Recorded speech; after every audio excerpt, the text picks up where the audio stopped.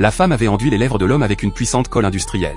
Pour être sûre que tout tienne bien, elle s'était même appliquée à pincer sa bouche avec les doigts pendant une bonne demi-heure. Et même si l'adhérence semblait parfaite, elle n'était toujours pas satisfaite. Elle sortit alors une aiguille épaisse de 5 mètres de fil, et commença à lui coudre les lèvres une à une, sans trembler. Ce comportement aussi cruel qu'extrême n'avait qu'un seul but, l'empêcher de pousser le moindre cri. Une fois la couture terminée, elle saisit un couteau posé sur la table et, sans la moindre hésitation, assassina l'homme avec une brutalité glaciale. Son corps fut ensuite plié et glissé dans une valise. Le plus terrifiant, c'est que la pièce était déjà remplie de valises identiques, alignées dans tous les coins. Cela ne laissait aucun doute, elle avait déjà tué de nombreux hommes. Pourtant, cette femme ne s'en prenait pas à n'importe qui. Elle ne visait que les hommes qu'elle jugeait pervers. Convaincue que personne ne découvrirait jamais ses crimes, elle ignorait qu'en tant que simple locataire, elle vivait dans un appartement où le propriétaire avait discrètement installé des caméras dans chaque pièce. Il avait tout vu. Et maintenant, il savait. Mais au lieu d'agir, il était paralysé par la peur. Bien qu'il tentât de garder son calme, ses mains tremblaient sans relâche. Soudain, un coup à la porte. C'était elle. Elle souriait et demandait poliment s'il pouvait lui prêter un briquet. Pour ne pas éveiller ses soupçons, le propriétaire s'exécuta aussitôt.